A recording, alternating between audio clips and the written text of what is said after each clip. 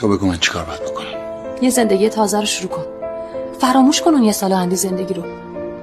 تو که دیگه جای بزرگ آقا نشستی شدی، بزرگ خاندان دیوان سالار، برات کاری نداره پیدا کردن 10 تا بهتر از من. گفتنش برای تو آسونه. تویی که راحت میتونی فراموش کنی، نه من. فعلا که تمام فکر و ذکر و دنیا و زندگی بزرگ دیوان سالار شده شهرزاد. صبر کن. خواهش میکنم تنها بذار چند دقیقه با بچه‌م آروم بگیرم. شهرزاد، من با تو چیزایی پیدا کردم که هیچ وقت تو زندگیم نداشتی. پس اگه من بذاری بری فقط یه راه برام میمونه. خودمو تمام کنم. چرا بذارمت برم؟ تو پدر بچه منی، کجا برم؟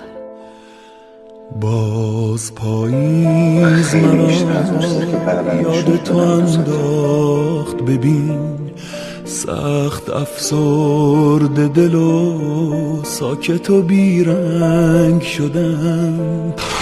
میروم در دل این جاده تنهایی، بعد تو باز همان شاعر دلتنگ شدم. این منو یاد کلی خاطر خوب میندازه. نابودش کردی. من پریشان تر از آنم که تو زخمم بزنی. گریه میکنی چشمات قشنگ‌تر میشه. این دل دیوانه نشست با که نجوا بکنم این همه تنهایی را. باز پاییز رسید و دلم از غصه شکست. چرا این داغ منو نمیکشه رضا؟ چرا من نمیمیرم؟ بچه‌م تو به خاطر جون من تقلب نکرده رضا؟ چرا من نمیمیرم؟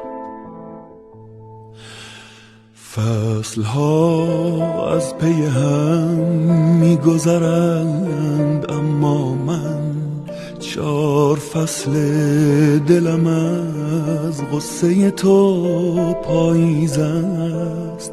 هر کجا می نگرم جز تو نمیابم، باز بند بند دلم از عطر تنت لبریزم.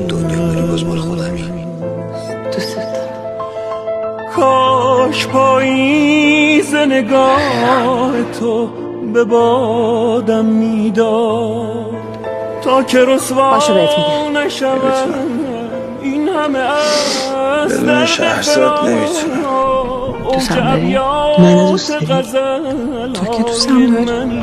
دوست دارم. وقفه که کجا باز بگیرم نفسی از تو سراغ.